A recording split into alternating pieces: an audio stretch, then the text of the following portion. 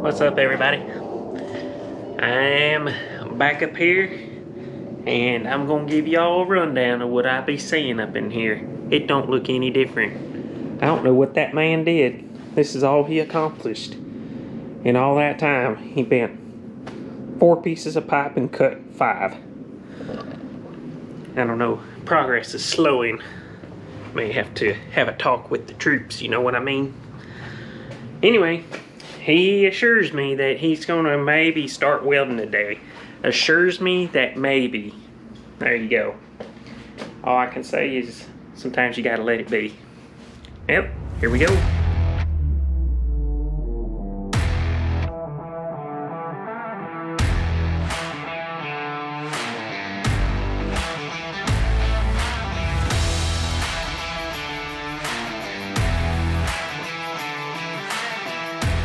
Hey everybody, how y'all doing? Well, where we left off was I got everything bent and stuff. Tater wasn't too happy about this, but it's where I got. So one of the things that I wanted to show you was, you see how when you're dead straight up and down here, this goes out and it's walking a little bit. This pipe is too long at the tail. So I'm gonna start whittling that back until this becomes parallel with this bottom pipe. This one came out really good. I'm really happy with it. I'll do a little bit of detail because it does walk out just a hair. It's really hard to tell on camera, but it's just a hair off right there. So I'll take like a 1/16, maybe an 1/8 off this right hand tube, and then this one I'm gonna just keep shaving it down until I get it to where it needs to be. Once I do that, then I need 4 little spacers. I need 4 spacers that are going to tie the top tubes and then the bottom tubes together to get the spacing that we need here, because as I was looking at it, this spacing is different than this spacing, and we do want to reuse the bump steer eliminator right there. So I need to do a little bit of work. I was going to make the frame wider originally, and that's not going to work because the bump steer thing has no adjustment in it. It is the width that it is, and you can't change it. So that's really unfortunate, but it's what I have to work with, and maybe later sometime we can change that. I don't know. We'll just build it with what we have to work with and make it work. So, here we go.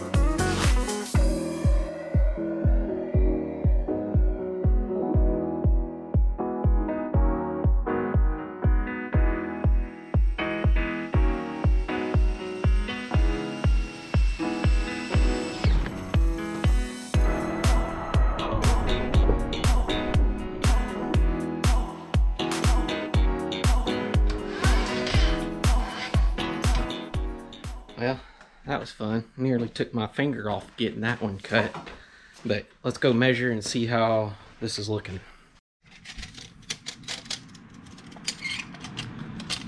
So we're at 3.5 right there. At the bottom frame.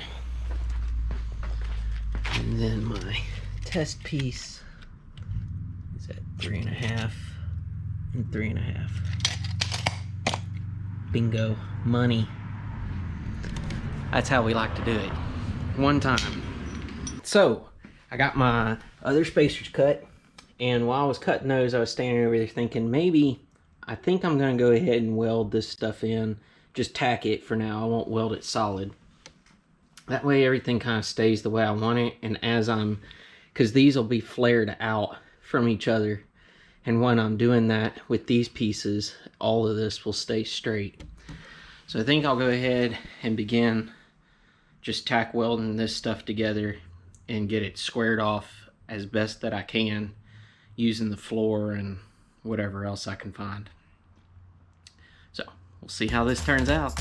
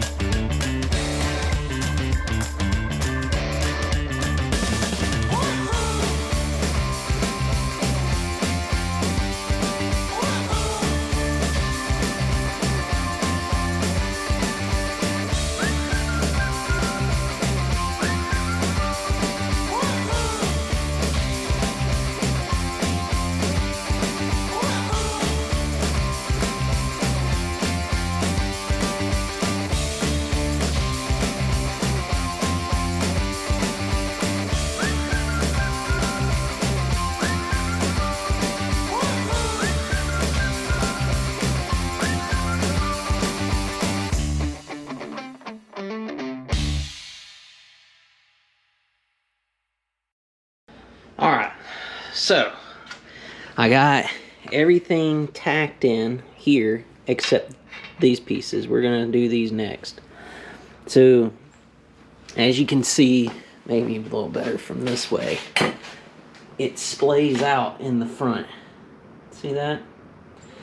And so, I think I'll start at the top and work my way down to these. Now, these out here I left purposely long because I want to bend them up at a 90, just like the front is, just like these. But I want them at a true 90. And in order to do that, with these cut this way, I think what I'm going to do is go ahead and weld all this in and then stick this into the bender and have it bend up this way. I think. That might be,